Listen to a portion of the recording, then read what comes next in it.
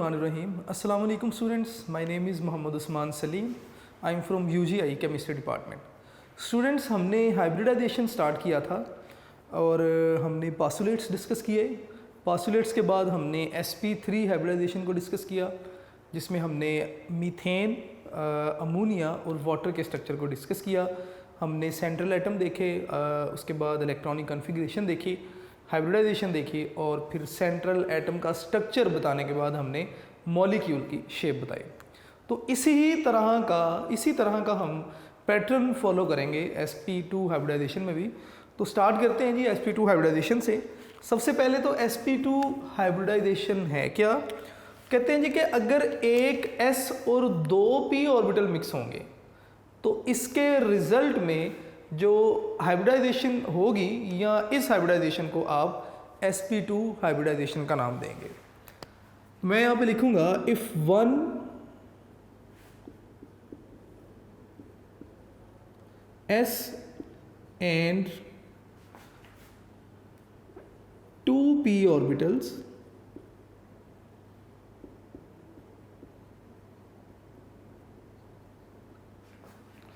of an atom intermix. अगर किसी एक एटम का एक s और दो p ऑर्बिटल इंटरमिक्स होंगे तो ये आपके पास क्या कहलाएगी? एक s और दो p यानी कि sp2 हाइब्रिडाइजेशन कहलाएगी.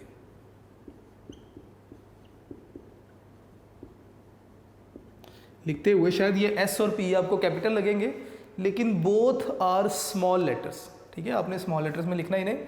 तो ये आपके पास बेटे sp2 हाइब्रिडाइजेशन कहलाएगी. फॉर एग्जांपल कि एक s और दो p मिलेंगे कि 1s प्लस 2p, यानी कि ये px भी हो सकता है, pz भी हो सकता है. तो ये दोनों मिलके आपको जो हाइब्रिडाइज ऑर्बिटल देंगे वो sp2 हाइब्रिडाइजेशन जो है वो कहलाएगी. ठीक है, अब sp2 हाइब्रिडाइजेशन में हमने सबसे पहले देख लेना है कि s करैक्टर कितना होगा और p करैक्टर कितना होगा. उसको देखने के लिए बेटे वही बात कि हम यहाँ से अपनी बात स्टार्ट करते हैं. टोटल कितने ऑर्बिटल मिक्स हो रहे हैं? 1 2 3, टोटल 3 ऑर्बिटल मिक्स हो रहे हैं. तो जितने ऑर्बिटल मिक्स होंगे आप उसे 100 के साथ उस नंबर को डिवाइड करें तो 100 डिवाइडेड बाय 3, तो ये आपके पास 33.33% आएगा या 33.33. अब टोटल 3 ऑर्बिटल हैं. इन 3 ऑर्बिटल्स में एक s है, 2 p हैं, मैं p भी लिख देता हूँ, यहाँ पे भी p लिख देता हूँ. तो ये जो करैक्टर आ रहा है तीनों को आप असाइन कर देंगे तो 33.33% s करैक्टर होगा. ठीक है, आपने s या p करैक्टर कैसे कैलकुलेट करना है? जितने ऑर्बिटल्स हाइब्रिडाइजेशन में पार्टिसिपेट कर रहे हैं आप उस नंबर को 100 से डिवाइड करेंगे.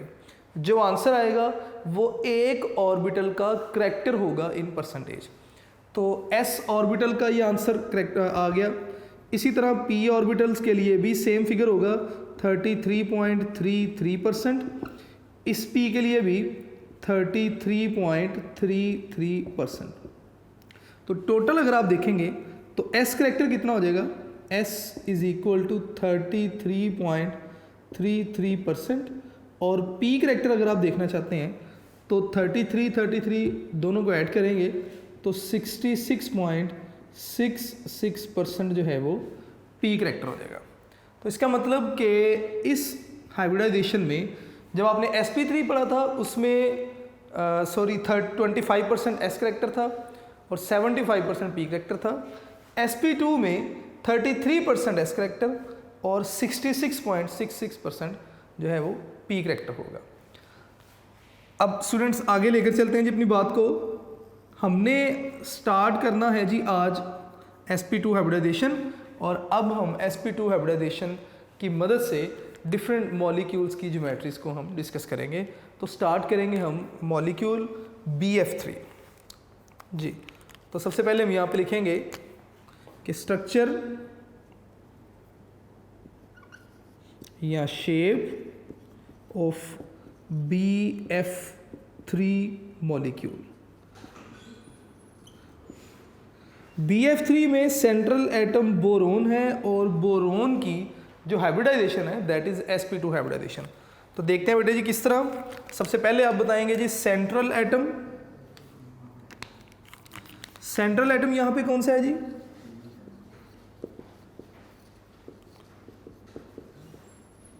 सेंट्रल एटम इज बोरोन और बोरोन का एटॉमिक नंबर 5।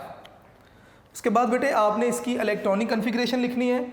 मैं यहां पे ही नेक्स्ट पॉइंट लिख रहा हूं, इलेक्ट्रॉनिक कॉन्फ़िगरेशन।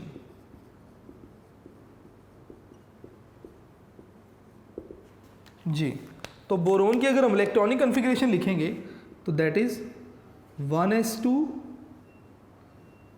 2s2 और 2pxyz, एक इलेक्ट्रॉन और बाकी जो है वो खाली। ठीक है, अब आपने इसकी एक्साइटेड स्टेट इलेक्ट्रॉनिक कॉन्फ़िगरेशन लिखनी है। तो मैं कुछ इस तरह लिखूंगा कि बोरोन जिसका एटॉमिक नंबर 5 और इसकी एक्साइटेड स्टेट इलेक्ट्रॉनिक कॉन्फ़िगरेशन लिखने जा रहे हैं जी। अब एक्साइटेड स्टेट इलेक्ट्रॉनिक कॉन्फ़िगरेशन किस तरह होगी? 1s आपने एज इट इज लिख दिया, 2s में से एक इलेक्ट्रॉन जंप कर जाएगा एम्प्टी ऑर्बिटल में, और px py pz जिसमें सिर्फ पहले px में इलेक्ट्रॉन था, py और pz एम्प्टी थे, यहाँ से एक इलेक्ट्रॉन जंप करके py में चला जाएगा। तो दोनों में एक एक इलेक्ट्रॉन, ये 2s है, ये 2px है, ये 2py है और ये 2pz है। अब स्टूडेंट्स अगर आप देखेंगे तो 3 आपके पास हाफ फिल्ड ऑर्बिटल्स आ रहे हैं और एक जो है वो एम्प्टी है। अब ये तीनों हाफ फिल्ड ऑर्बिटल्स क्या करेंगे? हाइब्रिडाइजेशन में पार्टिसिपेट करेंगे। s तो हमेशा पार्टिसिपेट करेगा और p के ये दोनों ऑर्बिटल्स जो हैं वो हाइब्रिडाइजेशन में पार्टिसिपेट करेंगे। तो नेक्स्ट हम लिखेंगे जी हाइब्रिडाइजेशन।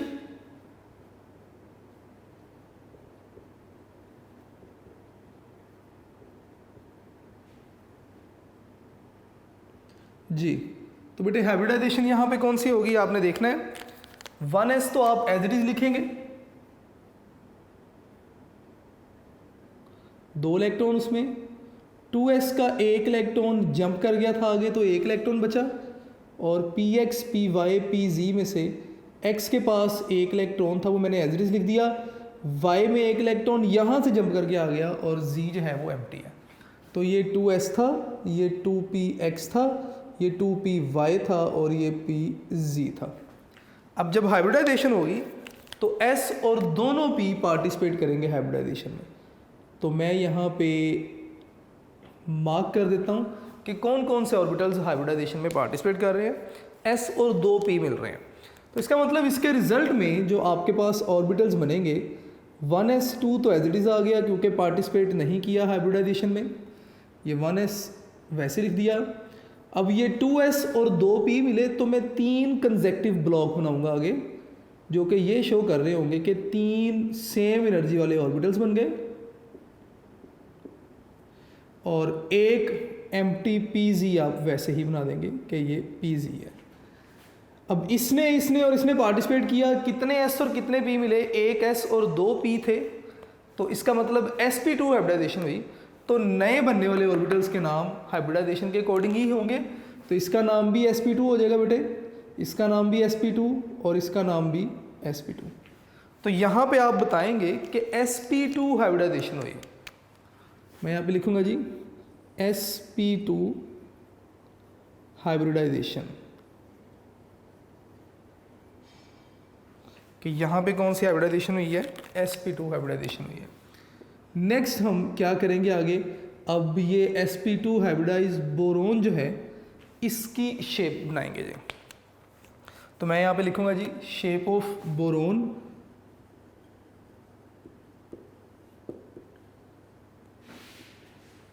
ये किस तरह होगी बेटे? आपने 3 हाइब्रिडाइज्ड ऑर्बिटल बना देने हैं जिन्होंने पार्टिसिपेट किया हाइब्रिडाइजेशन में। तो मैं सेंटर में बोरोन लिखूँगा और बोरोन के अलोंग 3 आप हाइब्रिडाइज्ड ऑर्बिटल्स बनाएंगे। तो एक ये आ गया, एक ऑर्बिटल ये आ गया और एक ऑर्बिटल ये आ गया बिल्कुल वैसे जैसे कि विंग्स ऑफ फैन, ठीक है। तीनों में एक एक इलेक्ट्रॉन है और तीनों ही sp2 हाइब्रिडाइज्ड हैं। बॉन्ड एंगल यहाँ पे कितना होगा, 120 हो जाएगा जी, ठीक है। नेक्स्ट अगर आप हेडिंग देना चाहें बॉन्ड एंगल की, यहाँ पहले ज्योमेट्री का बता दें कि इस शेप का नाम क्या है। आप बताएंगे कि it is trigonal planar shape. तो मैं यहाँ पे लिखूँगा जी ट्राइगोनल प्लेनर। उसके बाद बेटे आपने बॉन्ड एंगल बता देना है। बॉन्ड एंगल इज, या सिंपली आप इसे एंगल भी कह सकते हैं क्योंकि बॉन्ड तो भी बना नहीं है, तो एंगल बिटवीन द ऑर्बिटल्स, ये आपके पास क्या होगा, आप बताएंगे कि एंगल विल बी 120। और हमने वैसे भी पढ़ा था कि जब भी sp2 हाइब्रिडाइजेशन होगी तो एंगल 120 होगा। अब आपने करना क्या है, आपने शेप बना देनी है किस मॉलिक्यूल की जी, BF3 की, क्योंकि हम BF3 को डिस्कस कर रहे थे।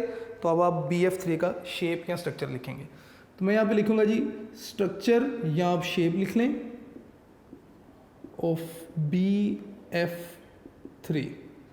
BF3 का बेटे आप स्ट्रक्चर बताएंगे, बिल्कुल वैसे ही आप बोरोन लिखेंगे और बोरोन के 3 हाइब्रिडाइज ऑर्बिटल लिखेंगे। तो मैं भी यहाँ पे बोरोन लिख दिया और इसके 3 हाइब्रिडाइज ऑर्बिटल यहाँ पे बना दिए। लें जी, अब ये रिएक्शन कर रहा है या बॉन्डिंग हो रही है फ्लोरीन के साथ। फ्लोरीन हमें पता है हेलोजन है, और हेलोजन के आउटर मोस्ट शेल में या वैलेंस शेल में 7 इलेक्ट्रॉन है। मतलब in case of fluorine p orbital में 5 इलेक्ट्रॉन्स जो हैं वो मौजूद हैं। इसका मतलब px में 2 हैं, py में 2 हैं, pz में 1 इलेक्ट्रॉन है। तो इसका मतलब बोरोन का pz ऑर्बिटल ओवरलैपिंग करेगा, सॉरी फ्लोरीन का pz ऑर्बिटल ओवरलैपिंग करेगा बोरोन के साथ और मॉलिक्यूल बनेगा। तो ज़रा बेटे देखते रहिएगा, अगर मैं फ्लोरीन लिखूं तो एक फ्लोरीन ये आ गया बेटे, ओवरलैपिंग हो गई। मैं यहाँ पे फ्लोरीन शो कर देता हूँ। दूसरा फ्लोरीन इस तरह आ जाएगा, यहाँ पे भी ओवरलैपिंग हो गई, इसको भी आप नाम दे दें जी फ्लोरीन का। और तीसरा फ्लोरीन जो है वो यहाँ पे आ गया, यहाँ पे भी ओवरलैपिंग होगी, आप नाम दे दें इसको भी फ्लोरीन का। आप विद ओवरलैपिंग भी शो कर सकते हैं, अगर आप इलेक्ट्रॉन्स को पेयर करके दिखाना चाहें वो भी आप लिख सकते हैं। ये आपके पास तीनों sp2 ऑर्बिटल्स थे, और जो फ्लोरीन का ऑर्बिटल जो था वो ओवरलैप किया वो pz ऑर्बिटल था। मैं यहाँ पे भी pz लिख रहा हूँ और यहाँ पे भी pz लिख रहा हूँ। अब अगर आप स्ट्रक्चर देखेंगे तो ट्राइगोनल प्लेनर ही स्ट्रक्चर है। ज्योमेट्री लिखेंगे अब आप इसकी, आप इसके इस स्ट्रक्चर को नाम बताएंगे। ज्योमेट्री स्ट्रक्चर का नाम यहाँ पे क्या है, ट्राइगोनल प्लेनर ही है। तो मैं यहाँ पे लिखूंगा जी ट्राइगोनल प्लेनर। उसके बाद बेटे नेक्स्ट आप बॉन्ड एंगल बताएंगे। बॉन्ड एंगल इज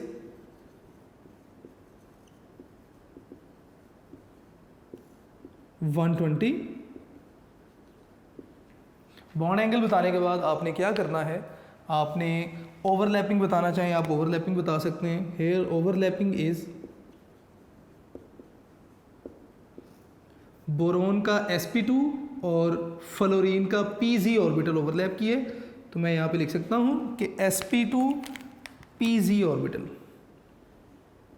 sp2 और pz ओवरलैपिंग हुई चाहिए। इसके रिजल्ट में सिग्मा बॉन्ड बना, कितने सिग्मा बॉन्ड है, 3 सिग्मा बॉन्ड है, ये सारी इन्फॉर्मेशन आप बता सकते हैं। तो स्टूडेंट ये स्ट्रक्चर था BF3 का विद रिस्पेक्ट टू हाइब्रिडाइजेशन और sp2 हाइब्रिडाइजेशन। अब नेक्स्ट आपके लिए होमवर्क है कि आपने ईथीन का स्ट्रक्चर जो है वो बनाना है with respect to hybridisation. sp2 hybridisation के अकॉर्डिंगली आप ईथीन का स्ट्रक्चर लिखेंगे। थोड़ा सा मैं आपको क्लियर कर देता हूँ। बिल्कुल ऐसे ही आप लिखेंगे ईथीन C2H4, सेंट्रल एटम उसमें कौन होगा, कार्बन आ जाएगा। एटॉमिक नंबर 6 है, इलेक्ट्रॉनिक कन्फिग्रेशन लिखेंगे, फिर एक्साइटेड स्टेट इलेक्ट्रॉनिक कन्फिग्रेशन लिखेंगे। कार्बन की 4 वैलेंसीज आ जाएंगी। अब अगर मैं ईथीन मॉलिक्यूल लिखूं तो उसमें कार्बन कार्बन डबल बॉन्ड है और 2 हाइड्रोजन है। जितने इन डबल बॉन्ड में एक सिग्मा बॉन्ड है और एक पाई बॉन्ड है। मेरी बात को ज़रा गौर से सुनते जाइएगा। जितने पाई बॉन्ड होंगे उतने ऑर्बिटल p के उतने ऑर्बिटल्स को हम हाइब्रिडाइजेशन में पार्टिसिपेट नहीं करवाएंगे। मैं अपनी बात को दोबारा रिपीट कर रहा हूँ। जितने पाई बॉन्ड होंगे p सब शेल के उतने ऑर्बिटल्स की हाइब्रिडाइजेशन हम नहीं करवाएंगे। इथीन में एक पाई बॉन्ड आ रहा है, इसका मतलब जब आप हाइब्रिडाइजेशन करवाएंगे तो s और 2 p की करवाएंगे। एक पाई बॉन्ड है तो एक ऑर्बिटल की आप हाइब्रिडाइजेशन नहीं करवाएंगे, और वो जो आपके पास अनहाइब्रिडाइज ऑर्बिटल होगा वो पाई बॉन्ड फॉर्मेशन में पार्टिसिपेट करेगा। ठीक है, मैं फाइनल स्ट्रक्चर ज़रूर बना देता हूँ इथीन का, लेकिन इसी मेथड को फॉलो करते हुए आप इथीन के स्ट्रक्चर तक पहुँचेंगे। फाइनल स्ट्रक्चर मैं इसका बोर्ड पे ड्रा कर देता हूँ। तो स्टूडेंट्स, हम इथीन के लिए फाइनल स्ट्रक्चर की तरफ चलते हैं, ज़रा देखिएगा। नेक्स्ट अगर हम बात करें इथीन के लिए तो फार्मूला होगा आपके पास C2H4। मैंने कहा जी मैं खुद कंप्लीट कर ही दूँ, प्रॉब्लम बनेगी आपके लिए क्योंकि इसमें पाई बॉन्ड आ रहा है।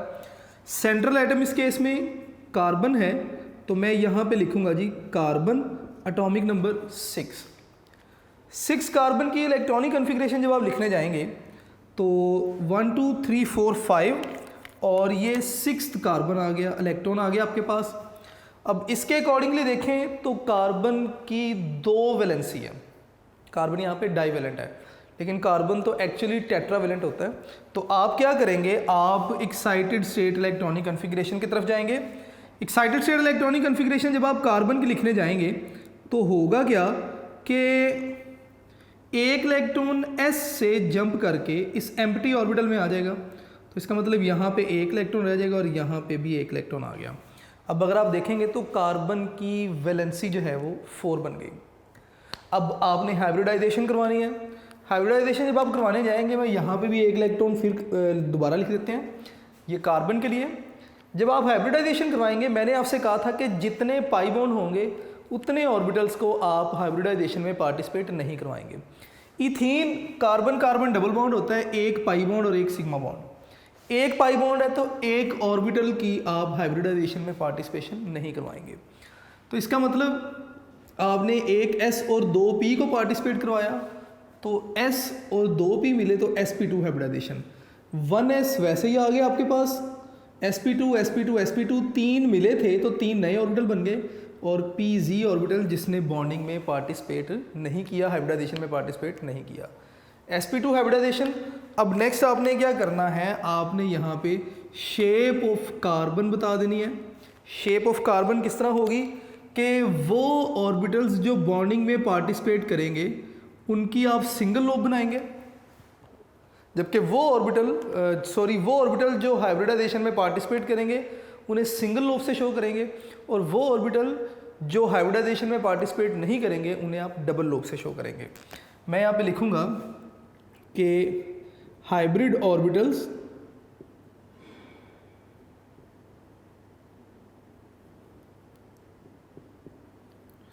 डिनोटेड बाय सिंगल लोब, और दूसरे नंबर पे आप बताएंगे अनहाइब्रिड के बारे में। Unhybrid orbitals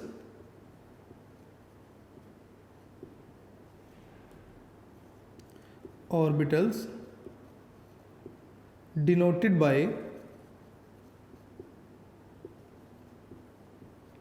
double lobe.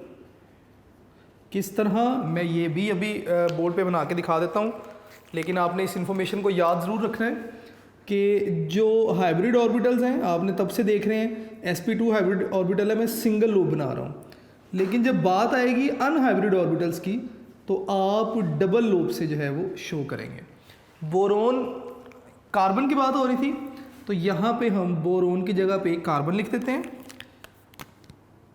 3 जो थे कार्बन के sp2 हाइब्रिड ऑर्बिटल थे और एक pz आपने बनाना है। तो जब pz आप बनाएंगे तो तीनों जो आपके पास ऑर्बिटल्स हैं इनके साथ परपेंडिकुलर शेप में आप डबल लोब वाला pz ऑर्बिटल लिख देंगे जी यहाँ पे। सिंपली पीजी ऑर्बिटल है जी ये। ज्योमेट्री जब आपने बतानी है, geometry with respect to hybrid orbitals बतानी है, तो हाइब्रिड ऑर्बिटल्स के लिहाज से ज्योमेट्री क्या है, ट्राइगोनल प्लेनर है। एंगल हाइब्रिड ऑर्बिटल्स के दरमियान कितना है, 120। पीजी को मैं इस तरह शेड कर देता हूँ ताकि थोड़ा सा हमें क्लियर रहे कि हमने ये अनहाइब्रिड ऑर्बिटल लिखा हुआ है, ठीक है। इसको मैं यहाँ पे लिख भी देता हूँ कि ये क्या है, अनहाइब्रिड ऑर्बिटल है। अब एंगल भी आपने बता दिया, अब आपने स्ट्रक्चर बताना है किसका, C2H4 का। तो मैं यहाँ पे पहले वाला जो बोर्ड था उसे रिमूव करता जाऊँगा साथ साथ और नई इन्फॉर्मेशन लिखता जाऊँगा। C2H4 का स्ट्रक्चर बेटे हम लिखेंगे, तो स्ट्रक्चर किस तरह होगा ज़रा साथ साथ देखते जाएंगे। थोड़ा सा जो चेंज आएगा वो सिर्फ यहाँ पे ही है, आपने स्ट्रक्चर लिखना है। अब तो सबसे पहले तो आप 2 कार्बन लिखेंगे और इनके sp2 हाइब्रिड ऑर्बिटल लिख देंगे। तो एक कार्बन बेटे ये है जिसका एक sp2 हाइब्रिड ऑर्बिटल ये आ गया, एक sp2 हाइब्रिड ऑर्बिटल ये और एक sp2 हाइब्रिड ऑर्बिटल ये आ गया जी, ठीक है। ये भी sp2 है, ये भी sp2 है और ये भी sp2 है। इसके पास भी एक इलेक्ट्रॉन, इसके पास भी एक इलेक्ट्रॉन और इसके पास भी एक इलेक्ट्रॉन। अब आप करेंगे क्या, आप एक और कार्बन लिखेंगे इसी शेप में, क्योंकि 2 कार्बन है इसमें।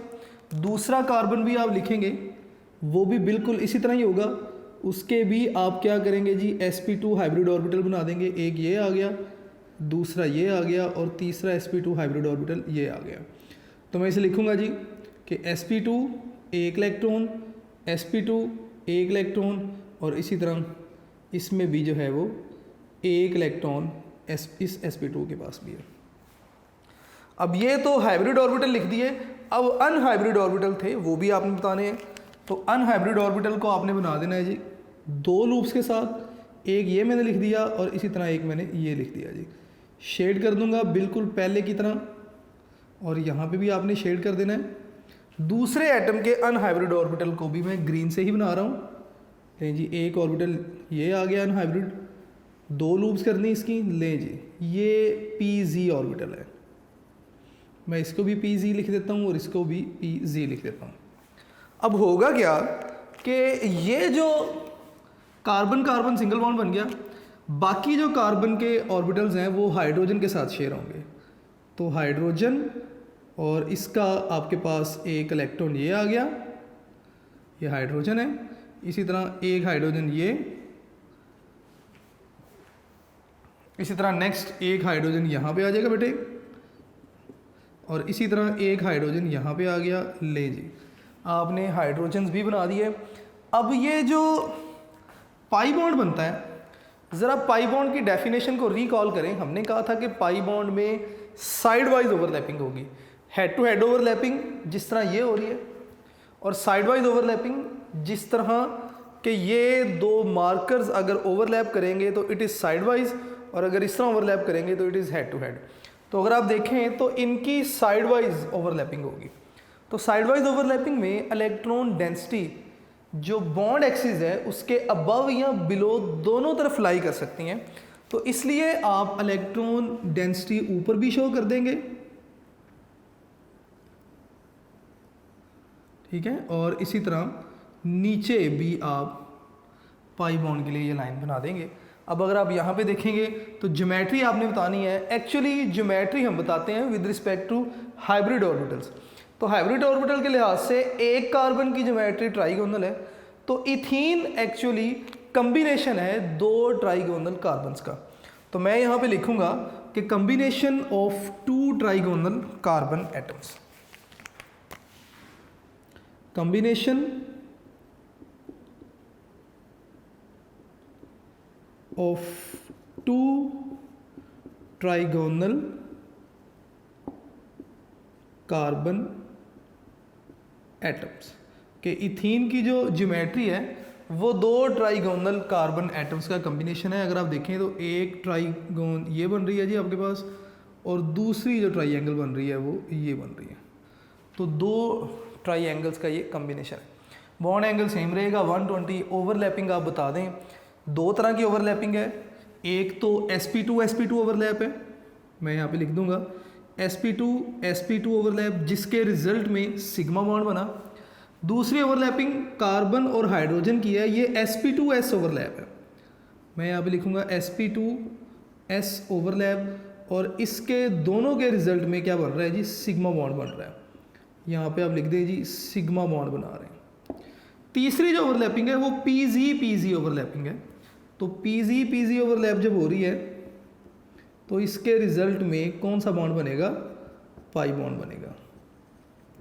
तो स्टूडेंट्स ये स्ट्रक्चर था इथीन का with respect to sp2 hybridisation.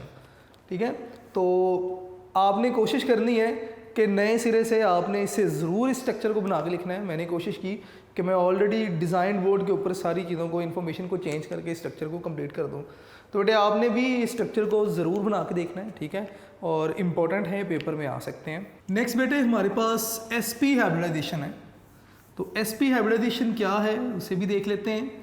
sp hybridisation में s करैक्टर कितना है और p करैक्टर कितना है, ये भी हमें पता होना चाहिए।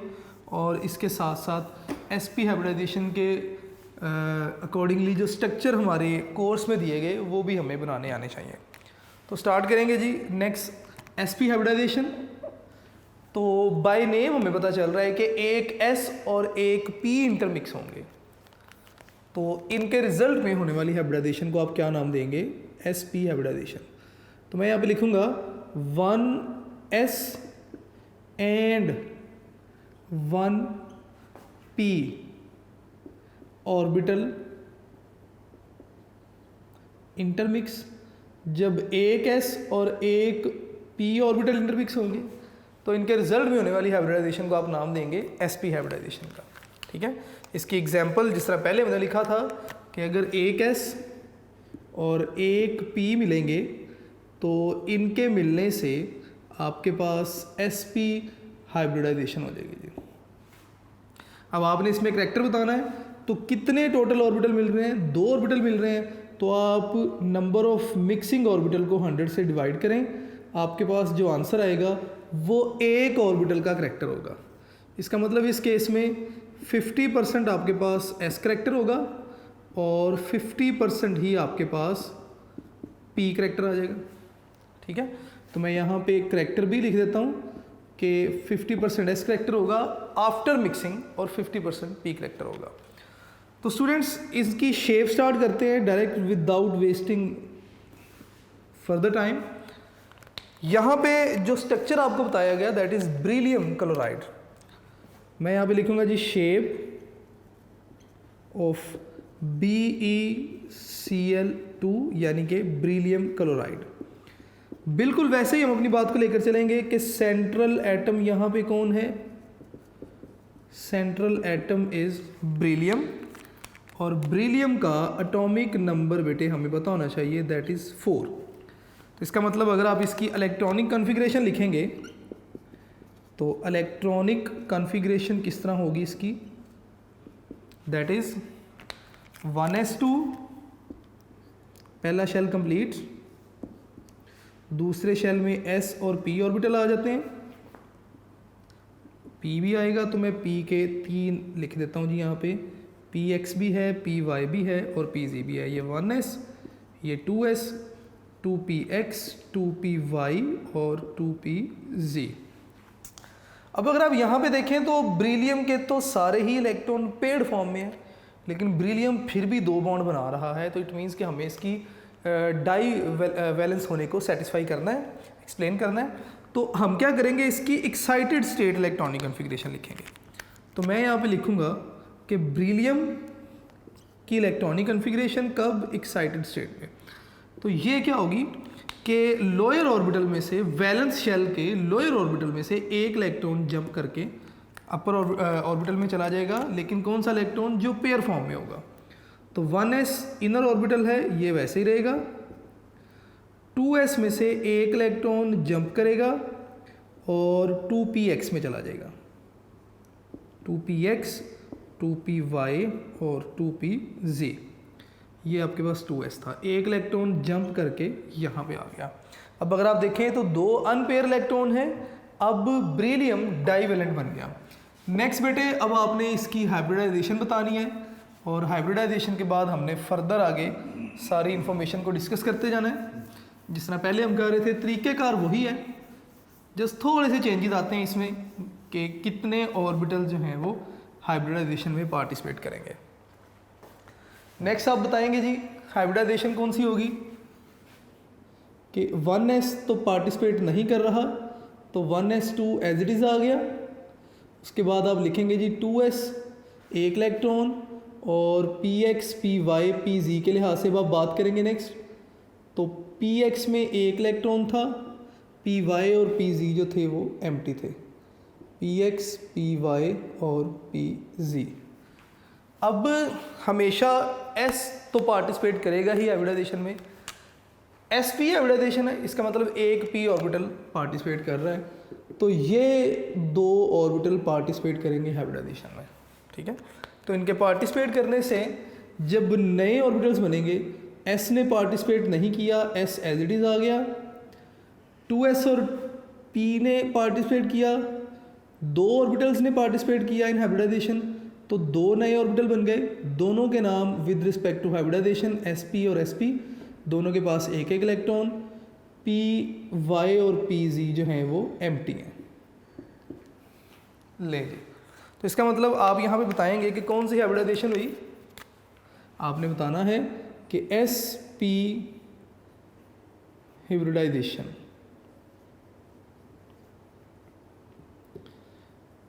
sp हाइब्रिडाइजेशन हुई। अब आपने sp के अकॉर्डिंगली ब्रिलियम की शेप बना देनी है, तो मैं यहाँ पे नेक्स्ट हेडिंग दूंगा शेप ऑफ ब्रिलियम,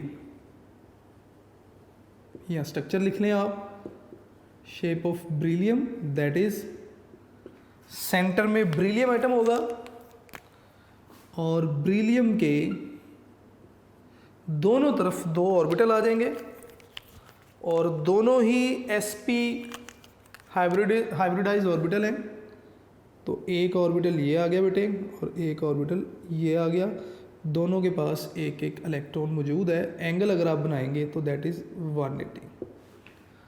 ठीक है, इसके बाद आपने ज्योमेट्री बता देनी है कि इस शेप की ज्योमेट्री क्या है। एक लाइन में आ रही है ज्योमेट्री सारी, तो आप बता देंगे तो it is linear in shape. मैं यहाँ पे लिख दूंगा बेटे कि ये लीनियर शेप है। ये लिखने के बाद आपने बॉन्ड एंगल बता देना है, या सिंपली एंगल। जब आप एटम की बात कर रहे हैं तो आप सिंपल एंगल लिख दें, एंगल इज़ 180। ठीक है, अब आपने क्या करना है, आपने नेक्स्ट हेडिंग में अब जिस मॉलिक्यूल को हम डिस्कस कर रहे हैं उसकी शेप की तरफ आएंगे हम। तो नेक्स्ट मैं लिखूंगा जी शेप ऑफ BeCl2।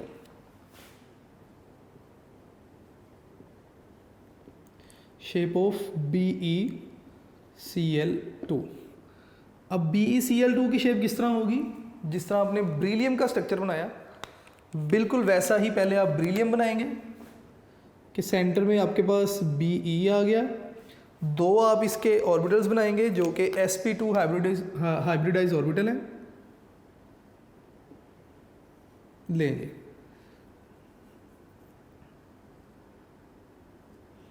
तो आपने sp2 हाइब्रिडाइज ऑर्बिटल बना दिए, एक इलेक्ट्रॉन इसके पास है और इसी तरह एक इलेक्ट्रॉन जो है वो इसके पास है। अब दोनों ने क्या किया, क्लोरीन के साथ बॉन्डिंग की। तो मैं लास्ट लेक्चर में भी डिस्कस कर चुका हूँ कि जितने भी हैलोजेंस हैं उनके वैलेंस इलेक्ट्रॉन में 7 इलेक्ट्रॉन हैं, यानी कि उनके p सब शेल में 5 इलेक्ट्रॉन है, यानी कि p का px भी फिल है, py भी फिल है, 4 हो गए, pz में 1 इलेक्ट्रॉन है। तो इसका मतलब कि क्लोरीन का pz ऑर्बिटल, मैं कुछ इस तरह शेप बनाऊंगा कि क्लोरीन का pz ऑर्बिटल, और इसी तरह यहाँ से भी एक क्लोरीन का pz ऑर्बिटल, ये इंटरमिक्स होंगे या ओवरलैप करेंगे। ठीक है, ये क्लोरीन आ गया, ये क्लोरीन, इसका भी pz ऑर्बिटल है और इसका भी pz ऑर्बिटल है, और ये जो ब्रिलियम है इसका sp है और इसका भी sp है। ओवरलैपिंग हुई, रिजल्ट में इलेक्ट्रॉन्स पेयर हो गए और ये BeCl2 बन गया। ठीक है, आपने बेटे बता देना है कि इसका ज्योमेट्री क्या है। इस शेप की ज्योमेट्री में आपने शेप का नाम बताना है। आप बताएंगे कि लीनियर है, ठीक है। उसके बाद आपने बॉन्ड एंगल बता देना है कि बॉन्ड एंगल क्या है, दैट इज़ 180। उसके बाद आपने ओवरलैपिंग बता देनी है कि ओवरलैपिंग कौन सी है। आप बता देंगे कि SP-PZ ओवरलैपिंग है, SP-PZ ओवरलैपिंग है। तो मैं लिखूँगा जी SP और PZ ओवरलैपिंग है और इसके रिजल्ट में बनने वाला बॉन्ड जो है वो सिग्मा बॉन्ड है। तो ये बेटे स्ट्रक्चर था बेरिलियम क्लोराइड का with respect to sp hybridisation. आपने इथाइन का स्ट्रक्चर खुद बनाना है घर पे, ये आपका होमवर्क होगा। इथाइन का स्ट्रक्चर आप खुद से बनाएंगे। इथाइन का स्ट्रक्चर क्या है, कार्बन कार्बन ट्रिपल बॉन्ड है, इसका मतलब एक सिग्मा है और पाई बॉन्ड कितने हैं, 2 पाई बॉन्ड है। तो इसका मतलब जितने पाई बॉन्ड हैं P के उतने ऑर्बिटल हाइब्रिडाइजेशन में पार्टिसिपेट नहीं करेंगे, PY और PZ हाइब्रिडाइजेशन में पार्टिसिपेट नहीं करेंगे और वो दोनों unhybrid orbitals pi bond formation करेंगे, तो 2 पाई बॉन्ड बन जाएंगे। तो स्टूडेंट ये आपके पास sp हाइब्रिडाइजेशन थी। आपने अपने लेक्चर नोट्स ज़रूर बनाने हैं, यूनिक नोट्स ज़रूर देखिएगा। इंपॉर्टेंट MCQs शॉर्ट क्वेश्चंस आपको उसी में से मिलेंगे। sp3 हाइब्रिडाइजेशन के स्ट्रक्चर्स आपको बहुत अच्छे तरीके से आने चाहिए, that are very important, paper में बार बार पूछे गए हैं। वेस्पर के पास्टुलेट्स आपको अच्छे तरीके से पता होने चाहिए और वेस्पर का AB2 स्ट्रक्चर आपको अच्छे तरीके से पता होना चाहिए। VBT के पास्टुलेट्स बेटे आपको अच्छे तरीके से पता होने चाहिए और हाइब्रिडाइजेशन के पास्टुलेट्स और sp3 स्ट्रक्चर आपको अच्छे तरीके से पता होने चाहिए। स्टूडेंट ये आज का लेक्चर था। कल इंशाल्लाह हम मॉलिक्यूलर ऑर्बिटल थ्योरी स्टार्ट करेंगे अपने नेक्स्ट लेक्चर में। तो अपना ढेर सारा ख्याल रखिएगा बेटे, अपने लेक्चर नोट्स ज़रूर बनाइएगा। थैंक यू बेटे, अल्लाह हाफिज़।